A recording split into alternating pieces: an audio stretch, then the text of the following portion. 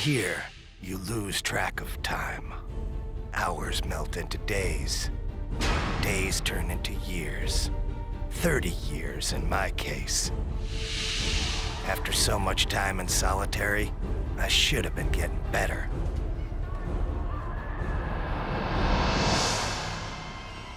But in my heart, I always knew there was no cure for what happened to me.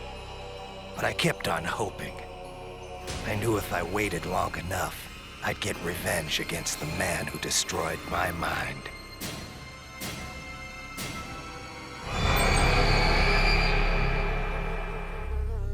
But I could only wait so long. Every day, the visions got worse. Soon I wouldn't be able to tell reality from my nightmares. But then, my life changed. He called himself Calypso. He said he ran a contest. Winner take all. In my case, first prize meant getting even with the man who stole my sanity. How could I refuse? I agreed to play.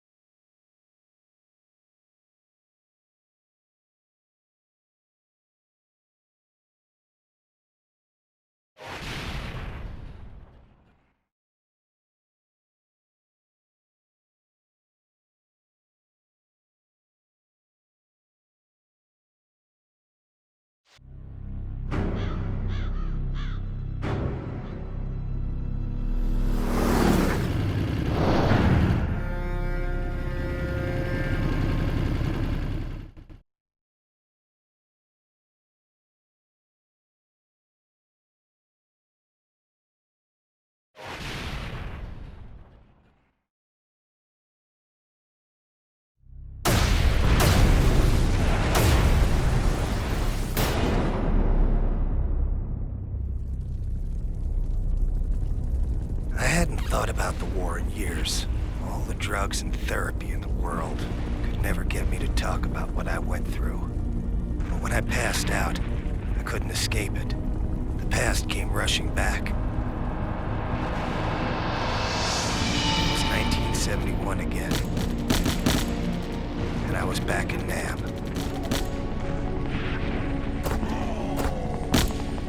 Ben had gone down. It was just me, all alone, trying to revive him. I was shouting to Benny, trying to see if he was okay. But before I knew it, the enemy was on me.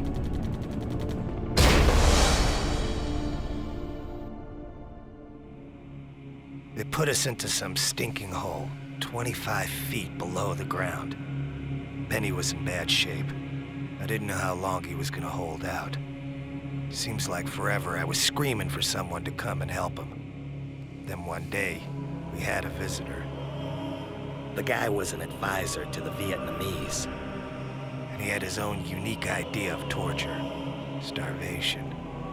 Benny was on his last legs, and I wasn't far behind. 5 days without any food will bring any man to the edge. And the advisor said the only way I was going to survive was to eat. He gave me a knife and started laughing. He said if I wanted food, I'd have to make do with whatever I could find in the hole. I tried to block out what was happening. I knew what he wanted me to do, but there was no way I was going to give him the satisfaction. Benny died 2 days later. I couldn't look at him. I didn't even want to think about it. It's amazing the things you'll do to survive. I think Benny would have understood.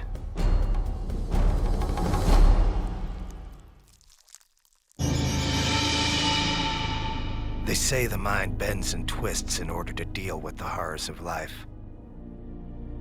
I think my mind bent so much it snapped in two. When a platoon of GIs freed me 2 weeks later, they tried to take the helmet off. I killed 4 of them before they took me down. After that, they shipped me back to the States and put me in the asylum.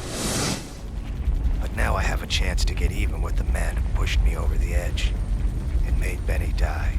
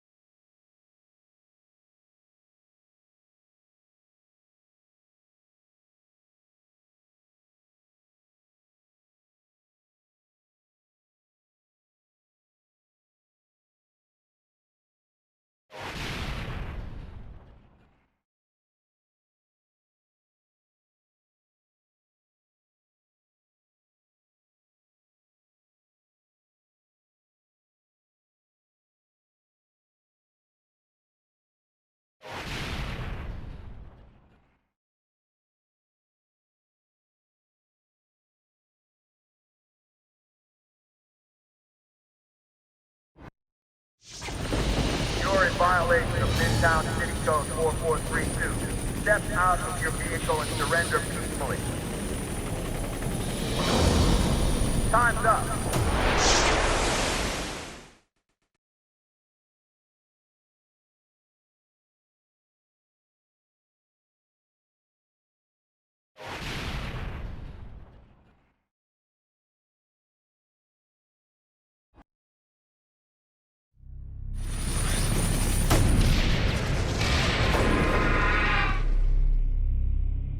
I'd done it.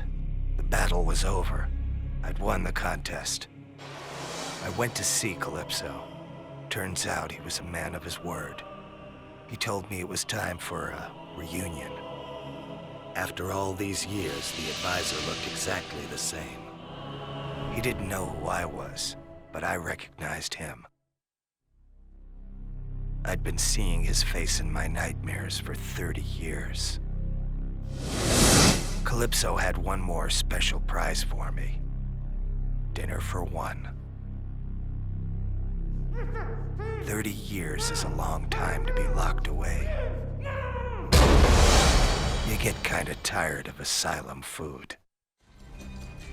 But after all this time, something new was on the menu. As much as I hated to admit it, over the years I developed a special craving for human flesh.